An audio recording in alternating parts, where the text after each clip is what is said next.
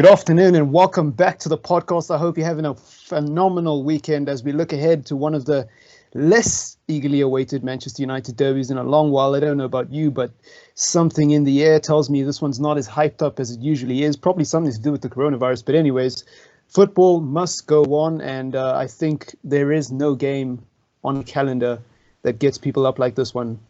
You know, all the plastic fans come out, all the real fans who've been there the whole season get up for it. And, well, we're here to bring you the preview. Reto, Vile, and Shawnee, as usual, joining me to bring you some of the coverage and of what we think, really.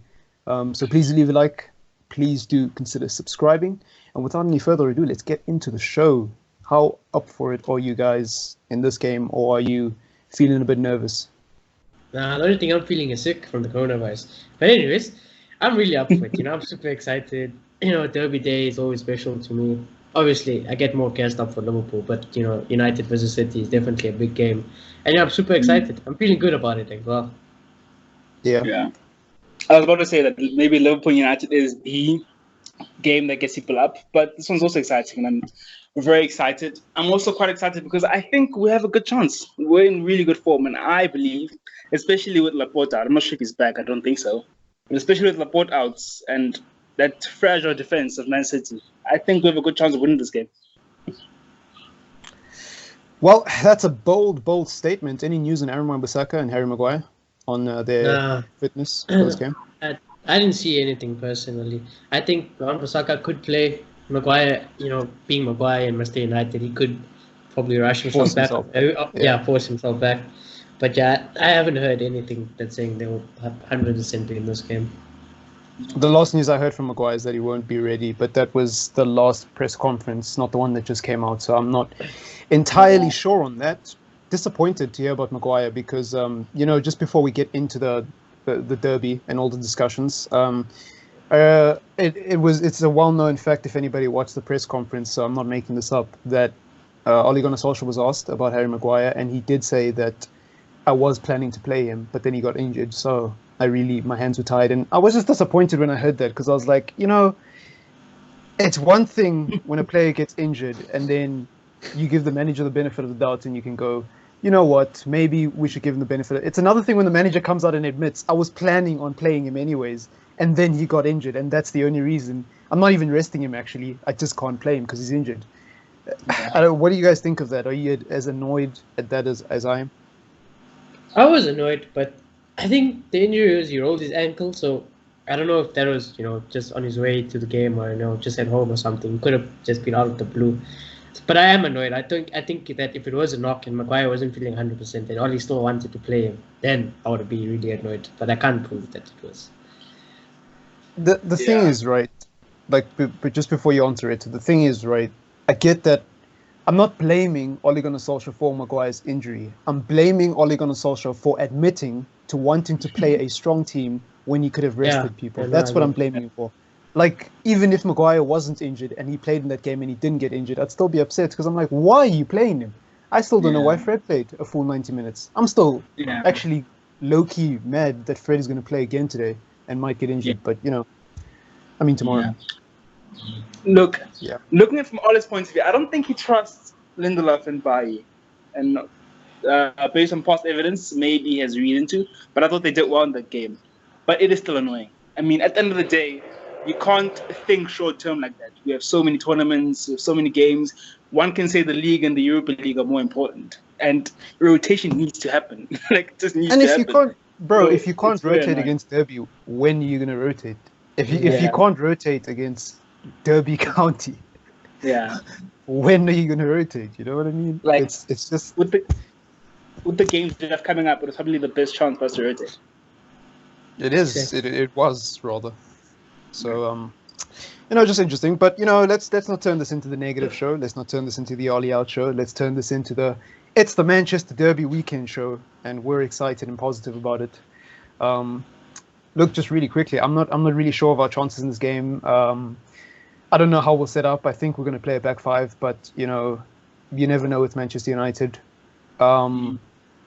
Manchester City are in pretty good nick. You were talking about them being in good nick, but Manchester City are in pretty good form. I mean, they've just won the Carabao Cup. They beat Real Madrid. So there's a lot of positives for them. And based on what's happened this season, they kind of are the favourites just because the away team has been winning in this derby for some reason, for some odd reason. If it was at the Etihad, I'd be confident. But, I don't know if that's being a passion merchant or thinking logically, but there seems to be something between these teams where they just can't win in their own backyard. Look, I think with Man City, they are a good team and they are the favourites, but they play such an expensive style that you remove Laporte from the defence, they're totally different. You visibly saw it against Real Madrid. Even if they end up winning, you visibly saw what happened after Laporte came off. Against Villa, they could have been way more comfortable and they struggled. So defensively, if a team's going to play with pace and counter like we do, they can really trouble this team. Problem for us, no James, I think. I'm not completely sure about that. Yeah, that's okay. It's a big plus because as much as he's been struggling, his pace really works against Man City. No Rashford. So looking at it like that, you might say we're not in the most favorable position, but based on the way we play, and maybe if we play with wing-backs with Dalot and maybe Brandon Williams, and with the addition of Bruno Fernandes in the team, I think we have a good chance to rock that defense. It's funny, isn't it, now? Because usually we're talking about how we have a good front three, but not a good midfield. Now we're talking about how we have a good midfield, a good defense, but we've got no one in the attack besides Martial. Funny change of circumstances. Plus, another thing is that De Bruyne could be a doubt for the derby as well. Yeah. So that's a big blow for them. Yeah. Defensively, they're not sound. Yeah, look, I think with regards to Real Madrid, they're not the same team they used to be. Like, you can see it's not as fluent as it used to be. They have to think about it more nowadays, and they are a bit fragile. Obviously, due to what's happened this season at Liverpool, it's clearly affected them. But with that, I do think we have a genuine chance to win this game. We do, because Real Madrid did. It's funny you mentioned Real Madrid after Laporte came off. Real Madrid actually carved them open quite a few times. Junior had a chance to actually put one away and he missed the sitter, like right in front of the goals, Brandon Williams style. Well, it actually wasn't really Brandon Williams style because he didn't sky it over, but you know what I mean. With more quality up front, Madrid would have won that game. Yeah, 100%. 100%. I don't think anyone can deny that because those weren't like, but it was a good save. Those were actual chances that they actually should have scored, and Man City were genuinely lucky to not concede because of poor finishing. But other than that, I think Manchester City are still in good nick. They're still a good team. We'll just have to wait and see. I don't want to run my mouth too much because it is the derby and it is United. But with regards to the 3 points from this game, how big is it? What are you expecting going into this game? No, what do you think is going to happen? What do you expect? What do you want? Ideally. Obviously, before that Everton game, I would have taken a point, but I think now we definitely need 6 points. I know I feel good and positive about United winning, but then, this is City, and I do feel City do have quality, do have the tactics and everything right to beat us. But Oli also came out and said that, listen, if we beat City and Spurs, that's very important 6 points, and they can put us in top 4. So the way Oli's speaking, and just the general mood around there, I honestly do feel good about this game. And I think, if we can get 3 points against City, that's a huge accomplishment. And we seen last time when Oli was put in this situation where he could have sacked himself, he went to go beat both City and Spurs. Oh yeah, he's proven he can beat the big teams when he needs to. Look, we have to turn up. We've lost way too many times to them at our stadium, and it's unacceptable, honestly. So we have to turn up. I think it might be a draw. If I have to, okay, let me not rush to predictions. We're going to do that at the end of the show. But I think at least a point is necessary in this game. I don't think we can afford to lose it. Yeah, I agree. Ideally, I obviously want to win a derby. That's a no-brainer. But I think what I want from this game is a point. I'm going to be honest. I can't go from, I don't think we'll beat City, we need to beat Everton, to, I want us to beat City now. I can't be a flip-flop like that.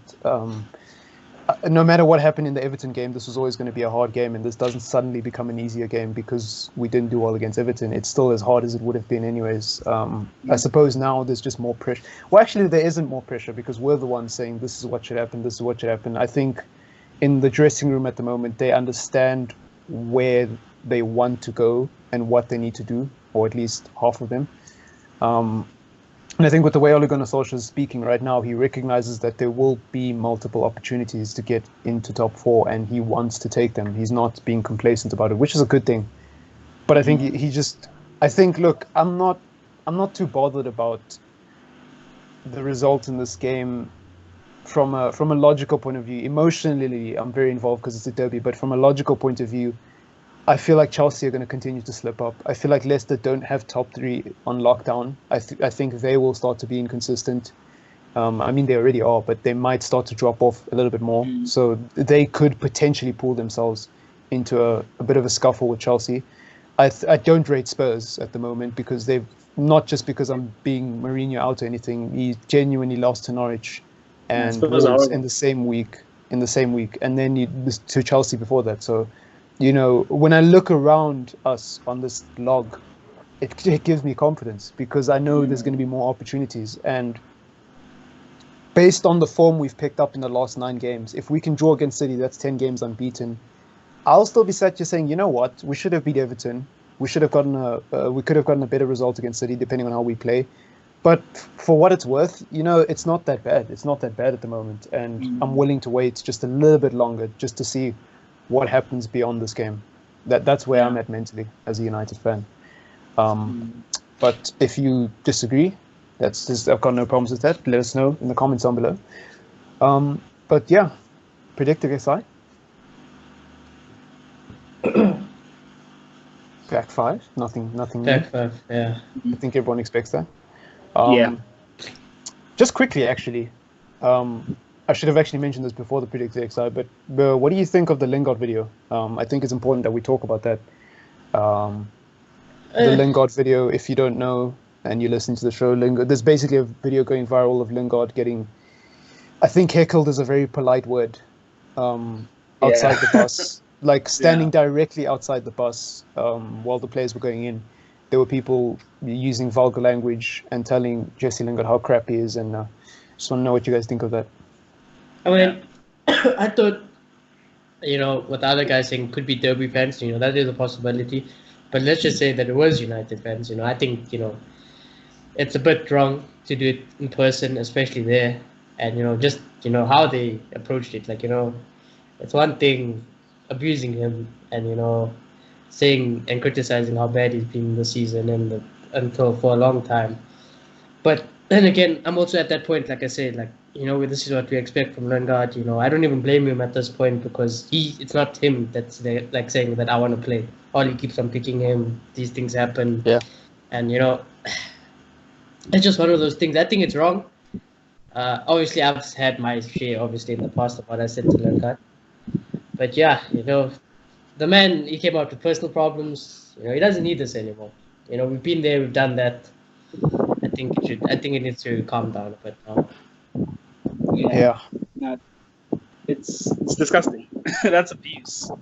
Like, I really hope it's not United fans giving the community a bad name. It's one thing criticizing a player. It's okay to do that because that is the nature of the sport. We'll criticize, as Mark said, because we want them to do better. But you can't abuse a player. You can't make it personal like that. Look, with regards to the Jesse Lingard thing, I just think it's funny because you'll get 2 arguments here. You'll get the argument that, well, he's crap, so what? And then you'll get the argument that it's wrong. And I just think, yeah, of course it is wrong to abuse a player and follow him on his way out of the stadium. Like that's taking it a bit too far. But, you know, you mentioned Mark on the United stand. He made a valid point. Like, he was talking about Ryan Giggs and how Ryan Giggs used to get sworn at during games on his way into the tunnel and while he was playing. Nobody ever talks about that. Paul Pogba used to get heckled. Not even heckled, actually. Heckled's a kind word. He used to get sworn at on his way into the tunnel. And when he was playing... probably does get sworn at. Yeah, I think because this one was recorded, and it has more exposure. Yeah, definitely. But I'm just saying, like, there's so many examples of how vile football fans at the ground can really be. And I think it's no surprise, especially in the UK. I don't mean to offend anyone if you're in the UK, but, you know, I even remember an English teacher of mine actually telling me about his experiences in the UK when he used to watch football, and he used to tell us these crazy stories, and we wouldn't believe him. We thought he was exaggerating just for effect and just to be funny.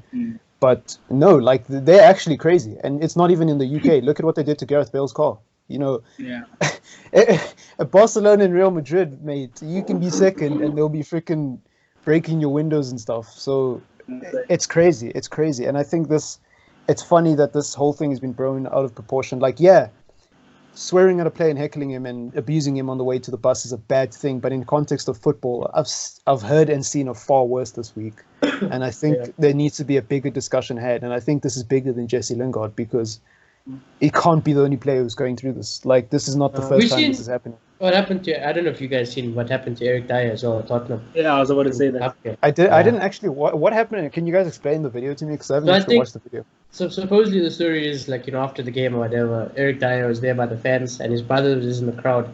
And I think someone in the crowd was abusing his brother. So he like ran into the crowd up the stands to go confront them and stuff. That's crazy. Yeah. It was insane.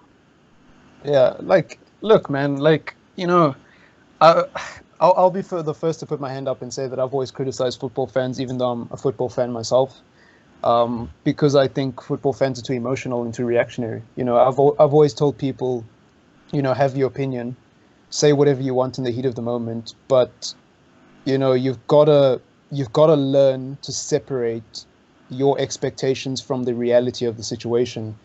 And I don't mean to sound too philosophical or too deep or too motivational here, but this issue starts off small. You don't just go from a person who's watching a game of football to a person who's swearing at players on a bus. It's a continued behavior throughout your life, probably. And I always encourage people to, you know, you don't have to be pro Ollie, you don't have to be Mr. Positive, but you do have to sit back and look and say, look, whoever I'm talking about, X a player or X a manager, he's here. Whether I swear at my TV screen or not, he's here. He's here till X amount of time, whether that be May or whenever. And how you react to that information or that fact is completely in your control. And I've never understood why people, you know, take it so far. Like, I thought that just the heckling at football grounds was bad, but this is on another level. And it's not even the worst. It's not even the tip of the iceberg in the footballing world. So, you know, that's always been my thing with football fans. And it happens in other sports as well, obviously, but it's very prominent in football. Like, it's a tough one for the FA and for FIFA, because how do they draw the line? If they have to take action, how should they do it? How do they draw the line between us being able to criticize players and abuse and racism and things like that? Well, I think with something that's been recorded on camera, action should be taken, because that's hate speech. Like, you can't verbally abuse someone in their private life when they're separated from their job. You know, in a football stadium, it's going to happen. There's nothing you can do about that. You know, especially if you serve in alcohol, people's tempers are going to be above the roof. There's nothing you can do about that. And players have got to understand that when they come in, that's the criticism they're going to face. It's the same as the whole social media debate. Like, how do you control trolls on the internet, right? Like, trolls are going to be there no matter what. Haters are going to be there no matter what. And the point I'm trying to make is you can't control it in bulk, but in very isolated events like this, where there's a video camera involved and you can clearly hear and see where the heckles are coming from and who the culprits are, then I think action should be taken in those circumstances. But the problem with the Lingard thing is, where's the line between hate speech and freedom of speech? Because if they said something racial, then you've got something to nail them in court. But there wasn't anything racial. There wasn't anything, you know, towards his ethnicity or anything like that. They were just saying he's crap. And it's kind of true. He is crap. So I don't know where you draw the line and how you control that. But I think in the isolated events, somebody needs to be made an example of if the FA want to move forward. You know, like... Yeah, I think so too. Because they try fines, they try stadium bans, but then the rest of the community just doesn't respond. They just keep doing it. Yeah, like, you know, it's the pack mentality. It's the hive mentality. You can ban someone from a stadium, but 90% of people who heckle players and say the most vile things don't get banned. I mean, think about the Glazers' chance at Norwich when we were 4-0 up. I mean, you can't sing about putting someone in a bonfire, but that's normal in football. You know, like, like people are going to do it because they realize the odds of getting caught and the odds of getting punished are very low anyways. And when you've got alcohol in your system, when your adrenaline rush is going and it's in the heat of the moment, it doesn't even have to be a derby, really. It can be any football game. And you've got guys around you chirping. That's the hive mentality, right? Like we've all experienced this as guys. When you're with your friends, it's the peer pressure and you just get into things.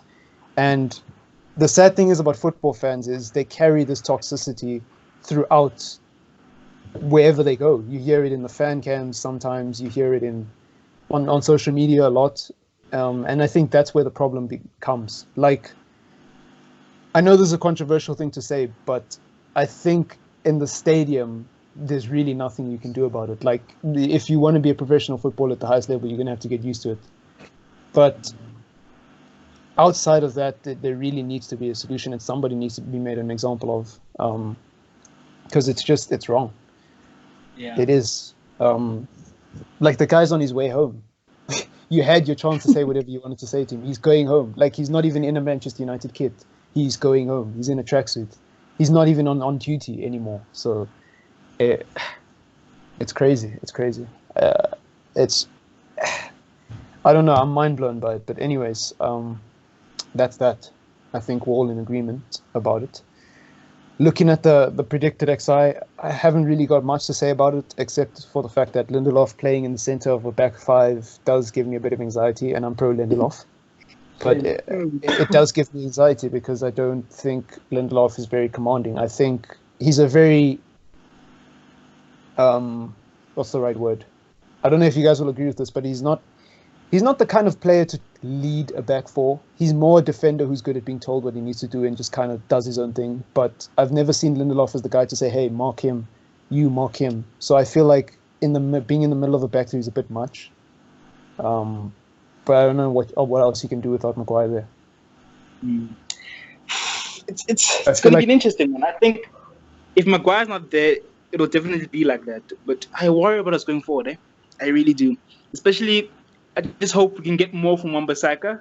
If Dallow's there, a part of me will be okay with it because I know naturally he's good going forward.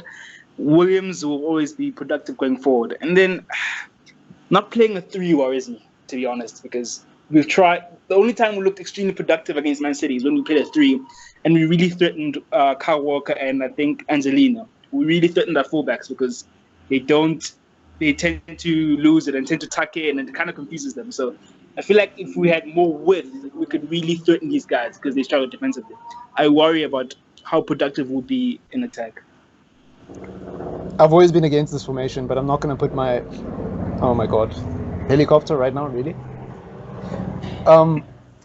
Anyways, I've had problems with this formation in the past, but I've moved past that now because I think now it's just more about recognizing why Ole Gunnar Solskjaer plays these formations. And I think with this one, there is no option for a 3. Like, I know people always say, play Martial on the left. Well, it's not that simple in the dressing room. This player's clearly wanted to play in a certain position for a while, and he's even got the number 9 jersey. And that's where he's been playing the whole season. Like, no manager in world football is just going to move players from position to position as he pleases to try to keep a certain system going. And if a manager does do that, then they're probably going to get sacked, and they're probably not a very good manager. This isn't FIFA. This isn't Football Manager. You don't just station someone at like, people forget that these guys are at work. You don't just station someone at different departments as you please, because chances are they're probably not going to like you very much if you do that. Exhibit A, Mourinho. So I think I'm not mad at him for playing this. I am mad at the lack of squad depth, but it's not just aimed at Ole Gunnar Solskjaer. That's obviously a bigger problem at this club. And yeah, I agree. I'm worried going forward because the sad thing is, right, even if Dan James was fit, that's our front 3. Greenwood, Martial, and Dan James. And I like all 3 of those players, but that can't be our first team, mate. Like, we can't seriously I think it works for this game. First team like that. Yeah. It could, but like long term... Yeah, definitely not. It could. But in this game, it works. Like, I remember I said this against Liverpool. This game will be won on transition. I think it'll be better because Bruno Fernandes is there. But if we can't get the ball to those front players, Man City is going to finish us because they're going to hold the ball for so long and eventually they're going to score. Our defense can only keep them up for so long. Yeah. That's the problem. The only thing I would wonder, because obviously I made this team sheet, quite earlier before today. I was thinking that probably Igalo could start ahead of Greenwood, and if we don't have Wan-Bissaka, if the low's there, then I start to worry a lot. I don't know if this is the kind of game for Igalo because we're not going to be on the front foot in the final third whipping in balls. That's the problem. I 100% don't agree with Igalo starting because number one, I question his fitness. Number two, I know he's not the paciest and he can't run up and down. And I think for this game, we're going to need to play quick in transition. And I think we're going to be relying on our fullbacks to whip in crosses. So I'm fine with Greenwood and Martial starting. And look, Igalo might have been better, but I just don't see him keeping up with the pace of this game. I don't know. I'd usually agree with you because we do need to play on the pace. But one, he's not the slowest. He's decent. But I feel like we need someone who can actually turn up, who can actually put the ball at the back of the net. And Greenwood in these type of games just seems to disappear. And that's a worry. Oh, again, I'm going to be singing the same tune till the end of time. He's young and inconsistent. So, yeah. That's my 2 cents. Yeah, definitely. So that's what I'm saying. I would consider playing Igalo, to be honest. I won't lie to you. I would also probably consider him. You're not wrong in saying Igalo should play. Like, that's not the wrong idea. I'm just giving reasons why it might not work. Yeah. And usually I'll be against it because I love Greenwood. But if I see Igalo on Team Sheet tomorrow, I won't be mad. I won't be mad either. I just don't think he has the body to play a full 90 minutes. That worries me. I don't even know if he can survive an hour running up and down because he looks very sluggish in the games he's played. Really sluggish. Really sluggish. Like, he reminds me of Zlatan when Zlatan used to do that thing when he used to get tired and he used to be chilling by the goalpost trying to catch his breath and the keeper's getting the ball for the goal kick and I'm like, mate, get back to your positions, Coco. Come on. Yeah. So in an ideal world, Martial plays on the left. And we've touched on it, but in an ideal world, that's the best formation for this game. But as you've said, it's not ideal to move players around. Yeah, like it. And as much as from a footballing sense, Martial playing on the left makes so much sense. But this guy has been moved out of positions. He's been played where he doesn't want to play. He's had his shirt stripped off him. This guy clearly wants to be a number 9. He clearly wants to be a French number 9. He wants to be a striker. He wants to be on the end, banging in the goals. That's where Martial looks happiest for me, even though he still has blank facial expressions. But, I mean, if it's best for the team, I guess, you got to do what's best for the team. But we'll see. The interesting thing about this formation is I think its success varies heavily on how productive Aaron Wan-Bissaka and Brandon Williams are going forward. Because against Chelsea, that goal that Martial scored, correct me if I'm wrong, who did the cross come from? Was it? Yeah. Bingo! Ding, ding, ding! Winner, winner, winner! The fullbacks are the key to this formation. The fullbacks would be. I think that game is a perfect example because I just don't think we were productive enough for a team like City on the transition because Chelsea had the ball a lot and they had a lot of opportunities, but we just couldn't take them. City won't make that mistake. That's the problem. City will not make that mistake.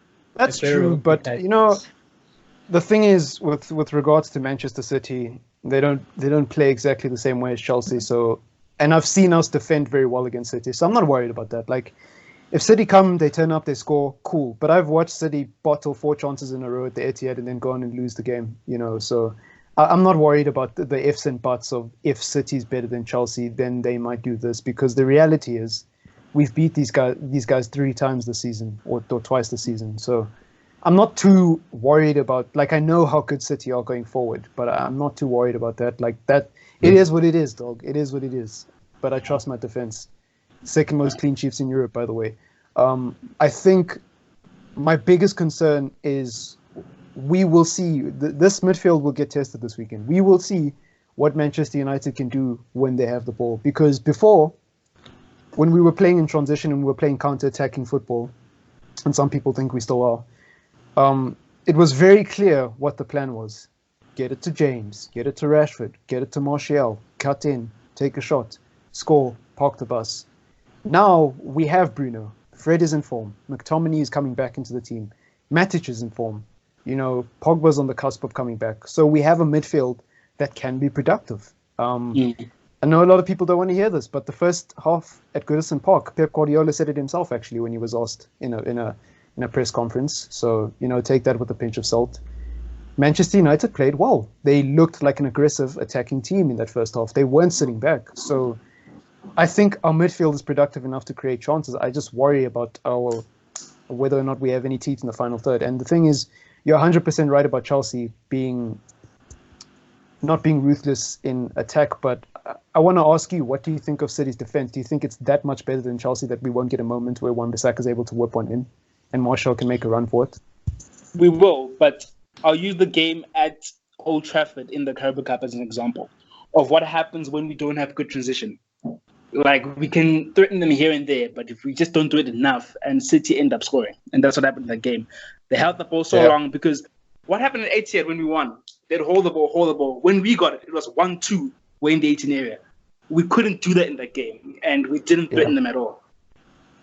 Yeah, but that's kind of why I have confidence now, though, because now, the game at Old Trafford in the Carabao Cup where we lost, Bruno wasn't there, was he? He wasn't. And he was. I think I trust this midfield. This will be Bruno's first derby. Yeah, My trust. problem is how Martial and Greenwood will play, to be honest. Yeah, that's my big problem as well. I'm not bothered about how we'll play in transition because I trust Bruno. I trust our midfield more than I did when we played then. I think our midfield can hold the ball now and can look after it a little bit better than in that game. I have the exact same problem as you. I'm worried about what we can do in the final third. And that's why I asked do you think that Manchester's defense is more fragile? Let me be more specific. What I mean in transition, we'll get the ball, we'll move it. Can the midfield get it to the front players in the sense, will they be in the right positions if they have to keep splitting like we were doing in what game? The game we played the two up front. At the Etihad. Recently. Yeah, I think. When we played the two up front. Look, I don't know. We'll see on Sunday, but I think so. I do think so. I think ever since Bruno's come into this team, the positioning of other players on and off the ball has improved slightly, and I do think in transition with this midfield we'll be okay. It's about what can we do in the final third. I'm not worried about us getting the ball from our half to City's half quickly. I'm worried about getting the ball from City's half into the back of the net. That's what I'm worried about. I'm worried about what are we going to do when we're in City's final third. That's my big pet peeve of this game. I'm scared because the truth is I don't watch Man City a lot and I don't know how fragile the defense really is compared to Chelsea. If somebody was to say, they're not that better defensively than Chelsea, then I'd be put at ease because then I'd be like, yeah, we're going to get a chance and we might just score it and that might just be enough. Without Laporte, they're just as bad, to be honest. Well, there you go. So, I don't know. City could play us out the park, but if they don't take their chances going forward, we have an opportunity to hit them. I think no matter how we set up defensively, City always have a chance because they're second. Yeah. That's actually, I say the only thing I'm worrying about for this weekend is actually I'm not worried about going forward in the attack. I'm actually worried about if we don't have a Maguire, we don't have a Wan-Bissaka, and just the general fatigue in the team. I think we could get charred alive. We could, but hey, Maguire played.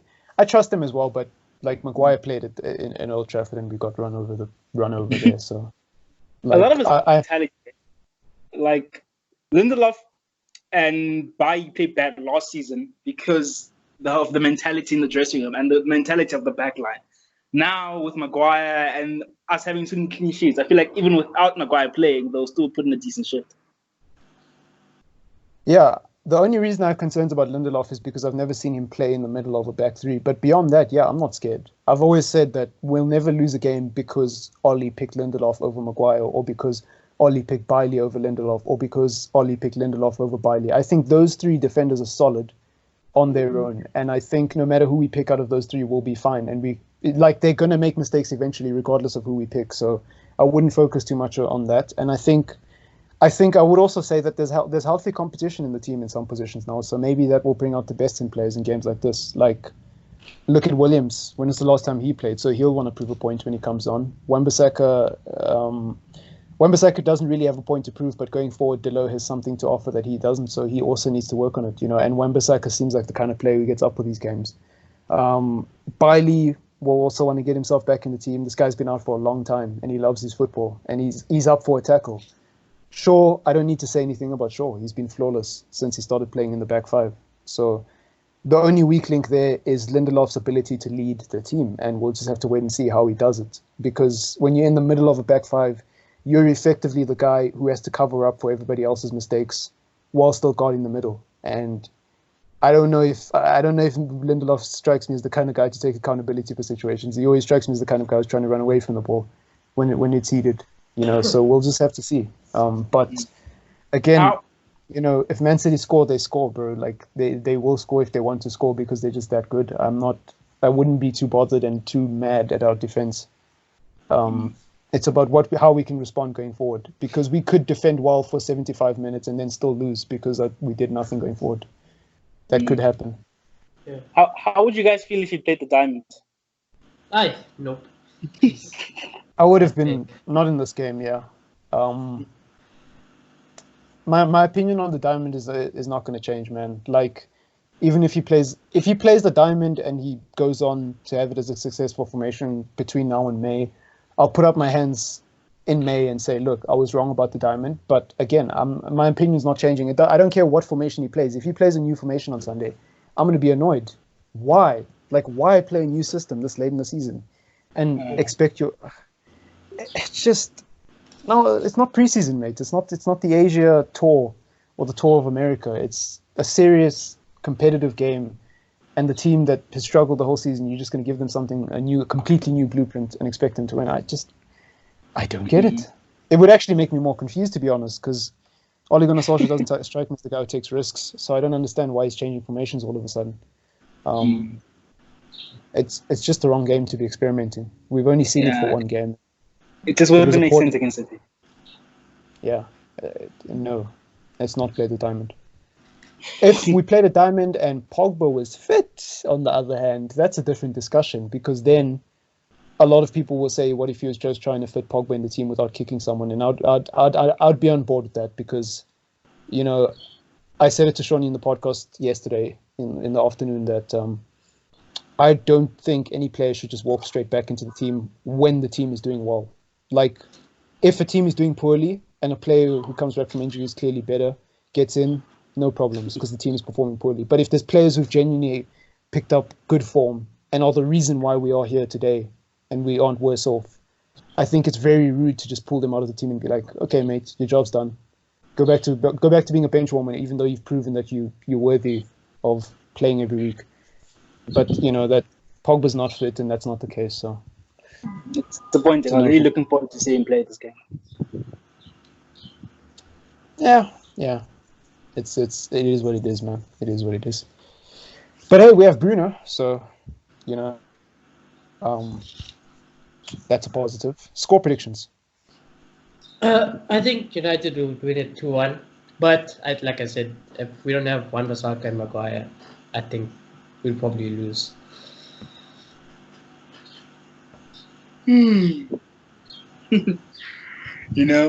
think I'm gonna go with my head. I was considering going with my heart, but I'm gonna go with my head. On what we've discussed here, I feel like he will play the two. He will play Greenwood and Martial, and he'll play the five at the back. And it won't be perfect. It won't be perfect. Transition won't be perfect. Defensively, we'll be solid, but I don't know if we have enough to win the game. So I'm gonna go 1-1 draw. I was thinking of 1-1 myself. United get a lucky penalty. City score a cracker. 1 point each. Yay! It's this game is a weird one. I've never. Usually there's more hype around the Manchester Derby, but and even Mark touched on it. I don't feel it this time. I mean, I feel it personally, but I don't feel the buzz as much as I usually feel the buzz, and that probably has something to do with the coronavirus, to be honest. But it's just, we're in a very weird place as a society right now, and hopefully this game will go in our way and give us something to smile about. Hopefully United pull something out their asses. Hopefully Ole Gunnar Solskjaer's luck hasn't run out. 9 games unbeaten. Can he make it 10? we'll just have to wait and see. Until then, please do have yourself a fantastic weekend. And if not, you can always come and hang out with us. We'll put you in a good mood. You know, we'll do the venting on your behalf. We'll give you that sort of therapy. But anyways, do leave a like on the video. Do consider subscribing. And if you if you have anything to say, just don't be shy to get into the comments down below. Peace.